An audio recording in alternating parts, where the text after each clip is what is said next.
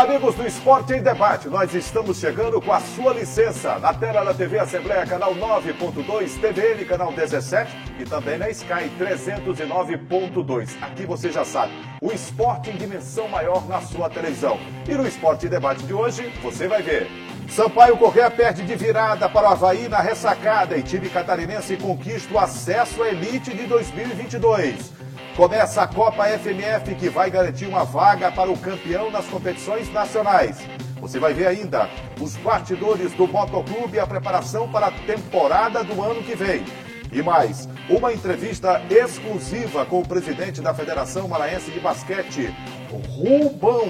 Ele fala sobre calendário e faz um balanço da sua gestão no ano de 2021. Tudo isso e muito mais do Esporte e Debate de hoje, que já está no ar. E começamos o programa de hoje falando de basquetebol. Vamos levantar a bola.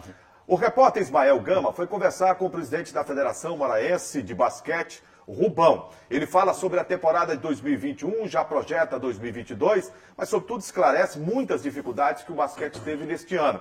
Mas muitas conquistas também. Foram várias competições, mesmo em época de pandemia. Olá, Greg. Olá, Juraci. Eu estou aqui com o Rubem Teixeira Goulart Filho, mais conhecido como Rubão, que é o presidente da Federação Maranhense de Basquete. Ele vai falar agora com a gente sobre a realidade do esporte aqui no estado nesse período de vacinação avançada. Rubão, a pandemia atrapalhou muito todo mundo. Como é que foi a realidade do esporte, principalmente o basquete? O basquete não foi diferente, mas nós, graças à nossa diretoria, nosso diretor administrativo, financeiro, diretor técnico, nós conseguimos não parar. Tivemos alguns impasses, por exemplo, a nossa final, que vai ser mês que entra agora, no dia 3, as finais do nosso campeonato, que vai ser em Caxias, tivemos a final em Vitorino Freire. Esse ano ainda, mais do campeonato do ano passado, né? Por conta disso, lá o Ministério Público nos proibiu de fazer na data que já estava prevista, né? Então, coisas desse tipo nós conseguimos, atendemos o protocolo do Ministério Público, da Prefeitura e realizamos nossos campeonatos sem torcida, né? Não era proibido, mas mesmo assim fizemos um campeonato com mais de 300 atletas participando. Hoje, nosso campeonato envolve mais de 800 atletas, para você ter uma ideia. Porque o nosso campeonato talvez seja um dos maiores do Norte e Nordeste. Nós jogamos de norte a sul, de leste a oeste basquete. E vamos fazer agora em Caxias a final, com 400 atletas lá em Caxias. É uma competição muito bonita, envolve, se eu não me engano, mais de 4 estados, atletas de outros estados. Tocantins, São Paulo, Pará, Ceará. Isso tudo vai jogar o final do Campeonato Maranhense, porque os clubes classificados eles têm essa liberdade de contratar para as finais. Rubão, para os atletas representou muita ansiedade esse período de paralisação causado pela pandemia? Muito, porque você vê bem, nós movimentamos todas as categorias. As categorias menores sofrem a influência dos pais, né? Principalmente a feminina. Então nós tivemos cancelado alguns jogos por conta disso. Os pais não permitiram que os filhos fossem até o ginásio para disputar. Mas dessa forma, tivemos algum contratempo, mas nada que pudesse prejudicar a nossa competição, nada disso. Bom, e atualmente a situação financeira da federação, como é que vocês estão? Olha, a federação, como eu disse no começo, até numa entrevista com o Jura lá no estúdio de vocês, eu disse o seguinte: eu vim aqui para arrumar a casa. Eu acho um absurdo um presidente meter a mão no bolso para pagar as contas da federação. E fizemos entender que quem sustenta a federação são os clubes.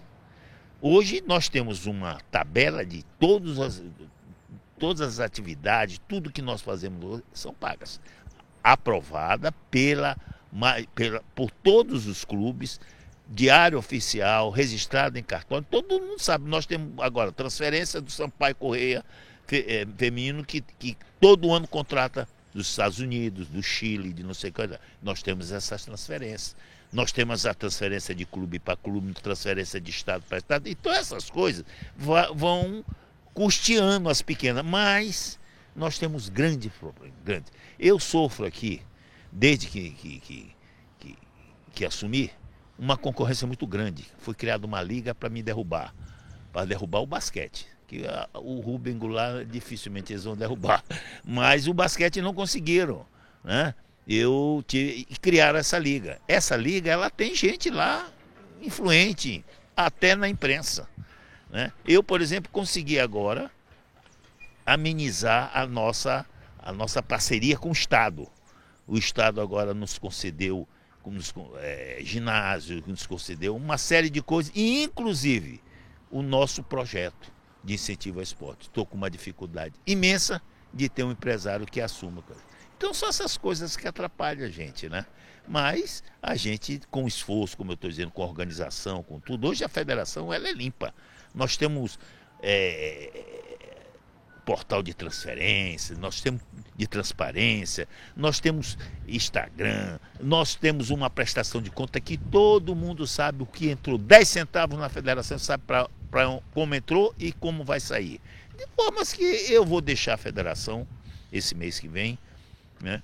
Mas o nosso grupo continuará, porque deverá assumir, porque foi a única chapa inscrita dentro do cronograma do próprio estatuto da federação. Não conseguiram, eles são totalmente desorganizados, não conseguiram fazer uma chapa. E nossa chapa vai ser por aclamação. Então eu acredito que nosso trabalho vai ter continuidade. Rubão, você hoje é o presidente da federação, mas a história da federação começou com o seu pai também, né? Que foi um dos idealizadores dessa federação. Conta aí pra gente um pouco do início dessa história. Eu quero dizer a vocês o seguinte: eu sempre levei muito mais a sério o basquete por conta disso. Eu nasci dentro da Federação de Basquete, né? Eu sou de 1951, quando foi fundada a federação. Foi fundada na minha casa. Meu pai era um professor, foi o primeiro professor de educação física formado na Universidade Federal do Rio de Janeiro e que era apaixonado pelo basquete. Quando chegou aqui, tinha algumas pessoas que jogavam nas ruas e tal, e se reuniram e organizaram essa federação, né? Então a federação para ele era uma coisa muito sagrada. Era de amigo para amigo, saía dele e ia para outro amigo. E dessa forma o basquete cresceu. Por quê? Porque ele era um apaixonado, era um advogado também, mas que só gostava de educação física e do esporte, e principalmente do basquete. Dessa forma, a federação, quando eu não tinha tempo para ela dedicar, eu não assumi. No momento que me aposentei, que tive tempo para dedicar e fazer a coisa certa, sério, o basquete eu consegui fazer da federação, pelo menos muita coisa que eu prometi foi feito, né? Está organizada, é uma instituição séria, talvez a instituição que promova mais. Nós atingimos a casa de 1000 jogos nessa minha administração. Mais de 1000 jogos. Uma federação que não tem apoio nenhum da confederação. O basquete do Brasil está decaindo. Por quê? Porque o que nós estamos fazendo é o que eles teriam que fazer. As categorias não têm competição nenhuma. Se não somos nós aqui no Norte e Nordeste e alguns outros colegas de federação, o basquete estava ferrado. Agora nós passamos umas Olimpíadas sem basquete.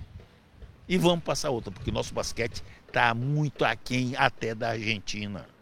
Bom, e sobre a realidade aqui do basquete no estado, o Sampaio Basquete Feminino é um dos destaques também, né? Porque o Sampaio investe. O Sampaio tem talvez o maior orçamento de basquete do Brasil, feminino, né? Só que atrás disso, atrás da camisa do Sampaio forte, né? Vamos louvar o presidente também, conseguiram fazer o masculino, categorias, né? O basquete hoje do Sampaio, em quase todas as categorias, tá na final. né? Acredito que o nosso basquete está muito bem representado. Nós temos uma outra boa equipe, que é a rival do Sampaio, que é os Jovens, grande equipe. Porque, rapaz, se você for à quadra assistir uma final, você vai ver que o nosso nível é altíssimo, altíssimo. Rubão, obrigado pela entrevista. Ismael Gama para a TV Assembleia. Tô ao lado do Gregório Dantas. Tudo bem, Greg? Tudo bem, Juninho? Tudo tranquilo? Tranquilo. Cidade está mais calma depois dos Jogos Libertadores? Meu amigo, São Luís está em paz. Está em paz, né? Na verdade, o Brasil todo, né? Ah, mas eu lamento, porque muitos torcedores do Flamengo estão chorando. Eu não gosto de ver os torcedores chorando. O Eliselto, por exemplo, O que é que tem? foi dormir na pia. Não, ele dormiu na cama que é quente. Foi? Foi porque estava A comemorando... gente vai falar mais daqui a pouco, né? Vai, depois. Ô, Greg, É. o Rubão falou aí sobre o calendário de 2021 e assim como outras federações, encontrou uma série de dificuldades, não é? Sim. Não foi fácil realizar competições porque nós tivemos fase aguda da pandemia este ano. Teve. Depois os números caíram, graças a Deus, e vem caindo, mas a coisa não voltou ao normal ainda, né? Não, Júlio, a gente realmente ainda vive o problema da pandemia da Covid-19, é um problema mundial, né? A gente sabe, o basquete foi um dos esportes também afetados por isso. As competições nacionais foram canceladas na temporada anterior. Nesse ano de 2020 tivemos timidamente já um retorno das atividades. 2021, né? 2021 tivemos o retorno das atividades. O basquete também já retornou, tanto no amador quanto no profissional. Infelizmente, no nível profissional, o Sampaio Basquete não conseguiu sucesso como nos anos anteriores, né, no feminino, na LBF, que o Sampaio é bicampeão da LBF, buscava Lutava pelo tri, né? Exatamente, não conseguiu. O Rubão, claro, falou sobre sua expectativa para o ano que vem, calendário, vamos ter diversas competições e, claro, torcemos para que a pandemia não fique mais severa, né? Não atrapalhe a vida de todo mundo como tem atrapalhado nos últimos, vou dizer, já 2 anos, né, Por gente? isso que a vacinação é fundamental, cientificamente comprovado. Sim. Os países onde adotaram a vacinação, onde valorizaram a imunização, nós temos quedas e muitos países que vinham bem na vacinação e que de repente chegaram a uma maturação, estagnaram a vacinação, eles estão hoje vivendo uma série de problemas, como a Europa, por exemplo. Sim, porque Estados Unidos, né? Porque na Europa tem um movimento muito grande anti-vacina, infelizmente. Infelizmente. Como também tem nos Estados Unidos. Aqui no Brasil tem, mas é de maneira mais tímida, né? Graças a Deus, o povo brasileiro tem a cultura de se vacinar, né? Foi criado isso no brasileiro, né? Aí, claro que ainda tem aquelas pessoas que são negacionistas, que ficam reafirmando que vacina não tem sentido, que não sei o que, aquela baboseira toda, né? Mas a gente aqui defende a vacinação e é mais do que provado, como você lembrou, Julinha. Vacinando, a gente salva vidas. Agora, eu vou te falar uma coisa, e isso falo do basquete e estendo para as outras modalidades. Nós vamos cobrar mais nesse ano de 2022, porque a pandemia foi algo muito novo e muito nocivo para a sociedade e para o esporte. Mas o ano de 2022, esse planejamento tem que estar bem feito, são mais competições, nós precisamos de muito mais competições no basquete, que é tão popular no Brasil. Sim. Assim como o vôlei, assim como o futsal, em todas as modalidades. Eu acho que o argumento que a pandemia atrapalhou, esses 2 anos, ele é muito aceito. Sim, e claro. é justificável. Mas para 2022 as coisas precisam ser diferentes. É. Esse número de competições tem que ser multiplicado, Greg. Não, concordo, Julinha. Assim, se a pandemia estiver realmente nessa fase de declínio, né? Como tá? No Brasil tá, né? Infelizmente temos aqui notícias de uma nova cepa vindo de países da África do Sul, surgindo ali na África, se espalhando pelo Brasil, pelo mundo, aliás, o Brasil ainda não tivemos ainda. Mas se não tiver essa possibilidade, se a gente não tiver isso, claro que sim, todas as federações têm que se organizar para tentar voltar o quanto antes com as competições, de maneira mais adequada possível, né, Julinho? Porque o basquete durante muitos anos foi o segundo esporte mais praticado no Brasil. Com certeza. Hoje o vôlei passou o basquete, né? E a gente, quem é fã do basquete, torce pelo basquete, espera que o basquete volte, né? Esse momento de ascensão que já teve em outras oportunidades. Com certeza. Depois do intervalo, os clubes paraenses começam a disputa da Copa FMF, de olho na Copa do Brasil e na Série D do Campeonato Brasileiro no ano que vem. Segura aí que daqui a pouco a gente volta com todas as informações.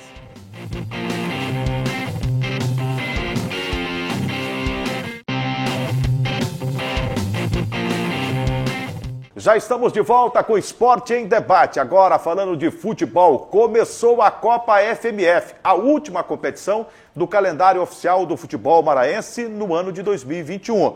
8 equipes lutando por 2 vagas. Uma na Copa do Brasil, se for confirmada pela Confederação Brasileira de Futebol, a vaga ao estado do Maranhão, o detentor do título fica com a vaga na Copa do Brasil.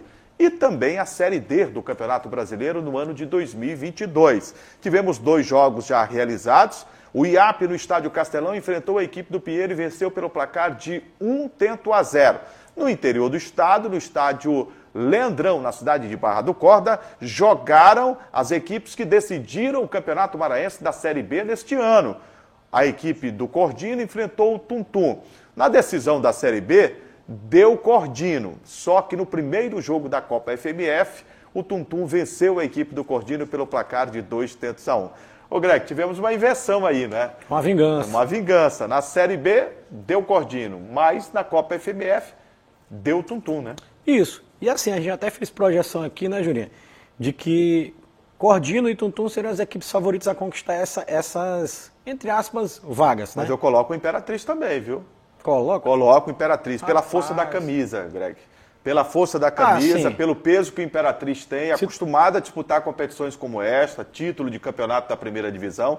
Imperatriz é uma equipe que, mesmo não atravessando um bom momento, mas merece respeito pela história que tem e o peso de saber disputar competições como essa. Só que a fase é muito ruim, né? A fase é ruim. O Imperatriz vem de uma sequência horrível. E os 2 times que você citou têm investimento, né? Isso. O Imperatriz vem de uma sequência horrível. Caiu da Série C para a Série D com a pior campanha da história, 1 ponto. Algo ainda sem explicação aquilo ali, né? Sim. Depois foi rebaixado no Campeonato Maranhense. Ridículo isso para uma equipe do tamanho do Imperatriz, né?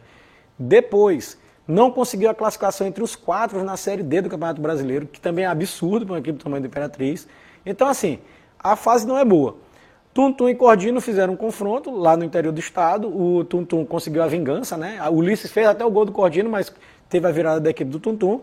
E aqui o Canário da Ilha, né? O IAP bateu o Pinheiro, o PAC, meu PAC lá da Baixada Maranhense. O IAP tem um bom trabalho, Greg. É até diferente dos clubes grandes, viu? Porque eles investem mesmo nas divisões de base. Sim. E esse time do IAP tem alguns bons valores, viu? Tem. O IAP tem bons valores, mas assim, os maiores investimentos são realmente, como você disse, Jurinho, do Tuntum e do Cordino, que tem o patrocínio das prefeituras municipais, né? Das cidades. Aí não dá para concorrer, né? Não dá. Não dá para nem chegar perto disso. Assim, eu acredito que desses 2 aí deve sair o campeão da Copa FMF e herdar a vaga na Copa do Brasil. A da Série D ainda depende, né? Do ranking do final do ano da CBF. Eu espero que essa competição não tenha nenhum tipo de problema, mais do que já teve antes de começar. Já teve porque já teve adiamento de jogos, falta de laudo técnico para estádio de futebol na hora da competição começar. Sim, foi. Coisas que, infelizmente, não são boas, mas que nós estamos acostumados, né? Sim, infelizmente, e a gente, assim, sabe que é uma competição completamente deficitária, que todos os times pagam para jogar ela, e que a única coisa que presta nessa competição, de verdade, é a vaga na competição nacional, porque disputar ela é triste para os times. Tem que montar um elenco no final de uma temporada, muito desgastante. De competição. Isso. Quando o contrato de atletas são 3 meses. Tem que pagar os salários. É muito complicado, muito difícil. Assim, quem ganha a competição tem muito a comemorar, mas todos os outros só têm a reclamar dela. A gente podia falar do Moto, né, Jurinho? Com certeza. O Motoclube, Greg, esta semana a diretoria do Motoclube deverá anunciar o nome do novo técnico do Papão do Norte para a temporada de 2022. Sim. Fala-se no Carlos Ferro, que já esteve treinando o time do Moto, tem um bom currículo como profissional, é um técnico ainda emergente, Sim. É um técnico que precisa ter maturidade. Inclusive, quando ele esteve no Moto, ele começou a fazer um trabalho, esboçou, né, até um bom trabalho, mas de repente ele se perdeu nas modificações repetidas no time e as críticas não foram bem aceitas por ele e acabou ele perdendo o comando do time do Moto. Sim, o Dr. Iglesias tem muito a resolver, né? Nesse período aqui, vamos chamar de intertemporada do Moto, né? É a intertemporada, pré-temporada do Moto. Ele tem que contratar um técnico, contratar um diretor de futebol, né? Já disse que vai contratar um técnico que seja diretor de futebol. Pois é, e a gente já criticou isso no rádio e eu continuo a minha crítica aqui na TV. não é o Você acha correto. que não dá certo, né? Não, não é o correto. Sim, o padrão no futebol é você contratar um diretor e o diretor é responsável, junto com o presidente, da contratação do técnico e assim da montagem do elenco. Aí eu te pergunto, essa pergunta é feita pelo torcedor. O torcedor Sim. me fez essa pergunta. Claro. Mas uma empresa hoje não tem um funcionário trabalhando em 2, 3 funções? Tem. No futebol é diferente, né? Totalmente diferente. Porque a relação que tem, só para entender, o diretor ele é superior ao técnico, na hierarquia dentro do clube, né? Dentro de campo não, ninguém é maior do que o técnico, mas na hierarquia sim, porque ele é como se fosse o patrão, ele dá a chancela para o técnico. Ele faz um intercampo entre o elenco e a diretoria. Então a função do diretor é muito importante. Só para finalizar o assunto moto, Jurinha, está marcado uma reunião para esta terça-feira, dia 30, aqui na Assembleia Legislativa, 7 horas da noite, com os conselheiros e o deputado Dr. Iglesias, que é o presidente do Moto, que é para definir e acertar tudo sobre a próxima temporada, a temporada 2022. O volante Vander foi embora. O Wallace Lima também. Foi embora também. O lateral Everton Silva sinalizou também nesse sentido, que pode ir embora também. O lateral esquerdo Ronald Camarão também deve ir embora do Papão do Norte. Lucas Huck está em negociação, mas não vai ficar, parece Para que o não campeonato fica. estadual não, talvez para a Série D. Isso. E o meio atacante Márcio Diogo, o craque do Moto, né, falou que pretende ficar no clube. Ele quer ficar. Isso, e espera a negociação. E o outro que também já demonstrou interesse, e eu acho importante, Sim. porque um grande time começa com um bom goleiro, foi o João Paulo. Isso, João isso, Paulo isso. quer ficar. João Paulo deve confirmar a sua permanência para a temporada 2022. interessante, Ele ia passar né? batido muito, é um goleiro muito bom, que seria muito importante para o Moto. Lembrando que ano que vem o Moto tem Campeonato Estadual, Copa do Brasil e Série D, né? Que para mim tinha que ser a prioridade do Moto. Conseguiu acesso. Depois do intervalo, Sampaio é operado na ressacada no jogo contra o Avaí, perde o jogo de virada por 2-1 com a arbitragem atuando e o VAR também contra o Sampaio Corrêa. Daqui a pouco a gente volta para falar da despedida do Tubarão na Série B do Campeonato Brasileiro de 2021. Segura aí que a gente volta já.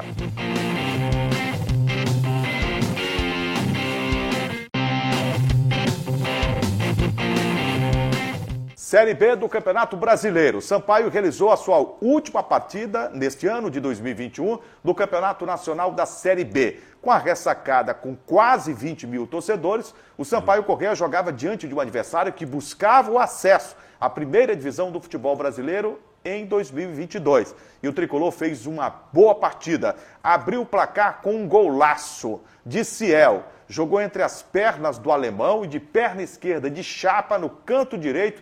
Venceu o goleiro da equipe do Avaí, fazendo o gol mais bonito das séries A e B no final de semana no Brasil. Que golaço do Ciel, hein? O 99, o Cruel, 1-0. O Sampaio depois teve uma marcação de pênalti, seu desfavor. A arbitragem marcou, eu não vi penalidade máxima, absolutamente. O jogador subiu de costas, a bola bate no seu braço, né? E ele marcou a penalidade máxima, o braço não estava estendido, não. E foi para a cobrança, na primeira cobrança, o Edilson, o goleiro pegou, Luiz Daniel. E aí, Greg, ele mandou voltar. Sim. Né? Porque houve invasão de jogadores do Sampaio, jogadores da equipe do Avaí também, ele participou do lance, esse foi o argumento. E na segunda cobrança, o Valdívia fez o gol, 1-1. Foi. E o segundo gol, aos 43 minutos, naquela pressão, abafa, estádio lotado, muita pressão, o goleiro do Sampaio, Luiz Daniel, que havia feito boas defesas, né? Acabou falhando. E aí o Renato acabou fazendo 2-1. Vitória do Avaí, mais uma vitória amarga pelo bom futebol apresentado pelo Sampaio Corrêa, pela vontade do Sampaio de ganhar o jogo, foi mais importante. Ver o Sampaio chegar à última rodada com aquela determinação me chamou a atenção. E foi legal, foi interessante. Foi. Bora lá, Jurinha. O Sampaio jogou um jogo que era praticamente impossível vencer, né? Jogou bem. Verdade mesmo. Jogou bem. Verdade, parece que estava programado, né? Parece não, meu amigo. Olha, isso aqui estava desenhado. Estava desenhado. Estava pronto, não estava? É o seguinte, para o torcedor do Sampaio entender, o Sampaio ia jogar contra o Avaí, não interessava mais nada o jogo do Sampaio. É verdade. Para o Avaí tudo. O Avaí tinha que ganhar o jogo para não depender de ninguém e se classificar. E, de acordo com os outros jogos acontecendo, era necessário ganhar. Porque o CSA goleou o Brasil. O CSA ganhou de 4-0 do Brasil de Pelotas. Então, se o Avaí não ganhasse o jogo, o CSA tinha conseguido o acesso e o Avaí ia amargar mais um ano na Série B. Então o jogo tinha uma importância fundamental para o Avaí. É tudo, você sabe, a gente que acompanha o futebol sabe. Conseguir chegar à Série A é muito importante para um time. É tudo, é a realização do sonho. E outra coisa, que o futebol existe, R$203 mil para o Avaí não é nada para investir também na arbitragem, né? Não. Não é nada, né? Não é. Não é nada. Não é, mas assim, do jogo. O Sampaio fez uma boa apresentação, Fez uma surpreendendo todo mundo, porque a gente esperava o quê? Tem que acompanhar o futebol, um time apático, que não estava dependendo de nada.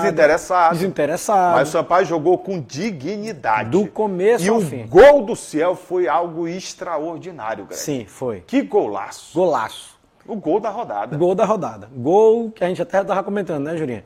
Gol do linha de passe, gol do Fantástico, gol do troca de passes. Todo o mundo da TV por assinatura e da TV aberta considerou o gol do Ciel o gol mais bonito da rodada. E foi. O Ferreira roubou uma bola espetacular, fez a enfiada de bola, Ciel deu entre as pernas, né, a barata no alemão e bateu cruzado de perna esquerda sem chance para o goleiro. Golaço. O jogo, depois, desenrolar do jogo, o Sampaio teve algumas oportunidades ainda depois disso. Claro que o Avaí ficou naquela pressão enorme o jogo inteiro, porque precisava vencer. Isso. Não interessava o empate mais. Tinha que vencer. E aí teve o pênalti arranjado. Não foi pênalti. Não foi pênalti, Jurinha. O jogador do Sampaio subiu, a bola bateu na cabeça do jogador do Avaí e na volta bateu no cotovelo do jogador do Sampaio, que estava de costa para o lance. Ele nem viu. Pênalti semelhante aconteceu no Mineirão. Atlético e Fluminense. A mesma coisa. A mesma coisa. O zagueiro do Fluminense também pulou de costa, não viu e a bola bateu no cotovelo dele e o juiz deu pênalti. Não é pênalti isso aí. Não é. Infelizmente a regra do futebol mudou. Antes só se julgava intencionalidade, não era? Estava com intenção ou não. Agora é projeção de corpo, aumentou o campo, um monte de coisa. E aí piorou. Aumentou a área do corpo. Aumentou a área. Tem um monte de coisa para dizer se é pênalti ou não. Antes era só, teve intenção ou não, né? Aí, claro, era muito subjetivo, porque julgar a intenção é subjetivo. Só que agora ficou muito mais difícil entender se é pênalti ou não. Estava até vendo uma discussão ontem no Linha de Passe sobre o caso do Fluminense. O professor Celso Zelt, que é especialista no futebol, né? Disse assim, antes a regra do futebol, essa do pênalti, tinha lá uma linha. Houve intenção ou não. Agora são 12 páginas. Tu é doido. 12 páginas, Jurinha, para É explicar isso. Extensão do corpo, intencionalidade, virou, ângulo, bateu não sei aonde. Era só intenção ou não. Se o cara tá de costa, pulou. Para pular, todo mundo tem que levantar o braço. Você não consegue É impossível. Se ele tá de costa, pulou, a bola bateu no cotovelo dele, ele sem ver nem a bola e nem o cara que cabeceou, ele não teve intenção, Jurinha. Era para ser assim. Só que agora complicou muito e aí foi isso. Foi pênalti. O cara deu pênalti, né? Não foi, mas o juiz deu. Na cobrança, aí tem outro problema, né? Porque o Edilson bateu pênalti, perdeu, o Luiz Daniel fez grande defesa, né? E o juiz deu invasão. Invasão. Todo mundo invadiu, é verdade. Gente do Avaí e gente do Sampaio. Aí entra outro problema, né? Porque, de acordo com a especialista de arbitragem que estava na transmissão, se o jogador do Sampaio que invadiu, interferiu no lance depois, foi na bola, tem que dar a invasão. Se ele não tivesse ido, não deu. E então foi isso que foi dado. Isso que o VAR disse para o juiz, você vai ter que dar isso aqui. E aí o juiz seguiu a orientação do VAR e deu. 3 minutos depois, isso, né? E deu a invasão. E aí na cobrança posterior, o Valdívia bateu e fez o gol. O Luiz Daniel não conseguiu fazer a defesa. E já no final do jogo, aconteceu mais uma falha do Luiz Daniel.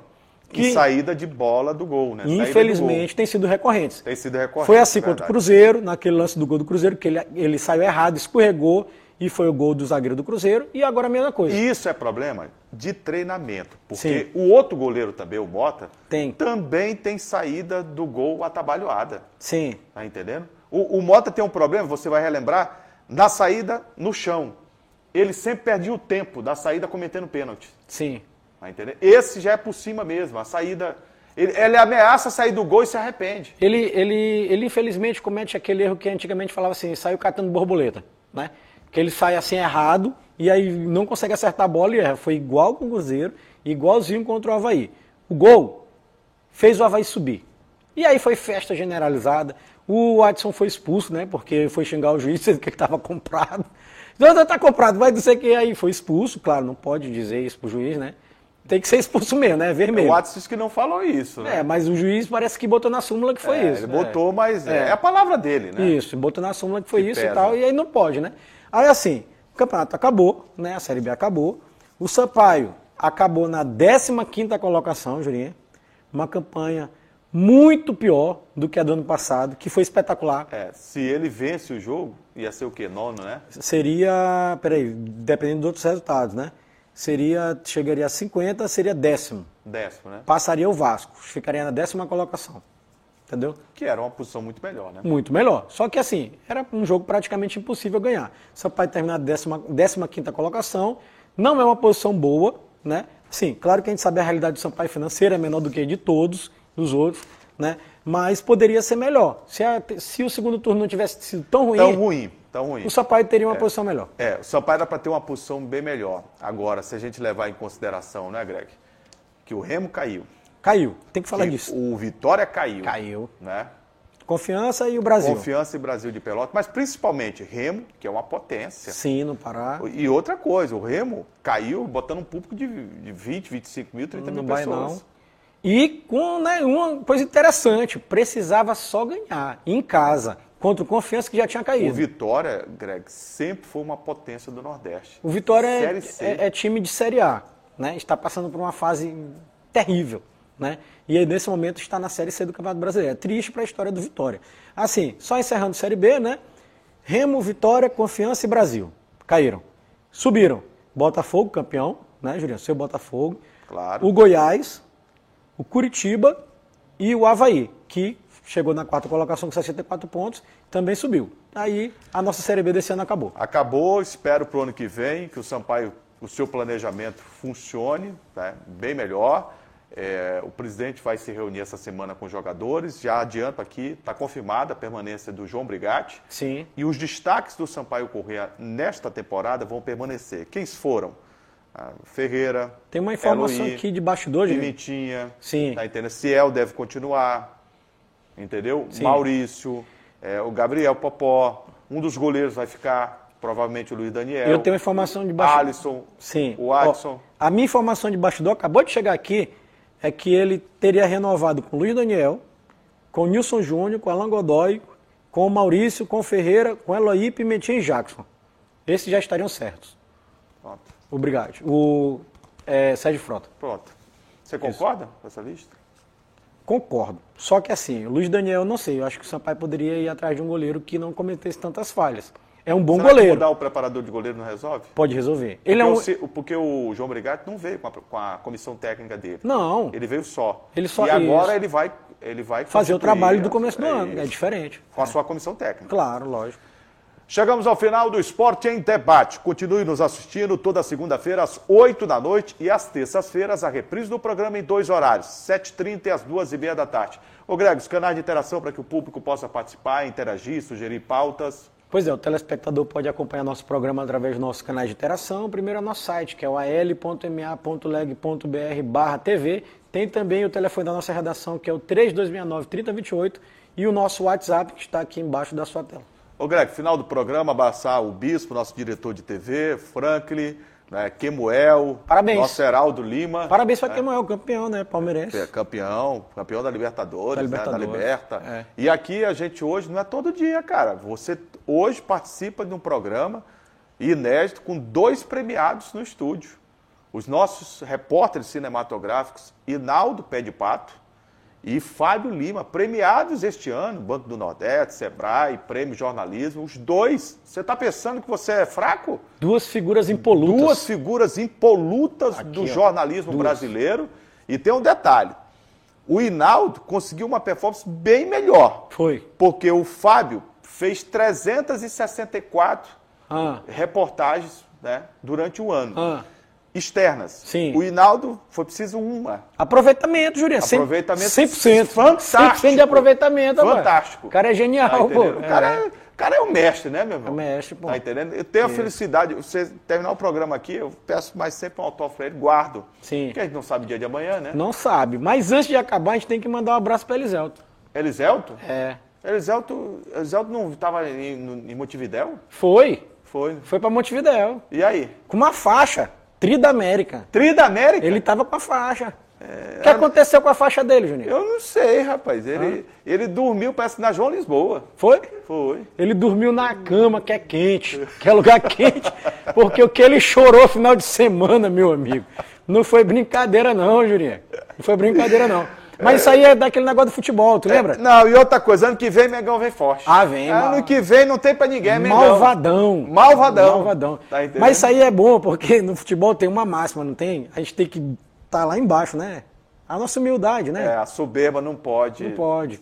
Só Fizeram pode carreata, ter, Juninho, antes do jogo. Rapaz, no Coatraque ali, sexta-feira já tinha carreata da vitória. Sexta-feira. Festa armada no teu condomínio. Rapaz, desarmou tudo. Tava lá a ornamentação de Flamengo. Rapaz, tiraram os balões, tudo. E foi pra onde isso aí? Eu não sei. Eu teve um amigo meu que Tchau, gente. guardou pro Réveillon. Um grande abraço, Eliselto. Tchau, Mengão parabéns. ano que vem forte. Um grande abraço. Parabéns, Até a próxima. Palmeiras pelo Parabéns à torcida do Palmeiras pela grande conquista da Libertadores e à torcida do Botafogo também, rapaz. time. Campeão da Série B, Campeão rapaz. da Série B. Parabéns, Grande Fogão. abraço. Parabéns, Fogão. Tchau.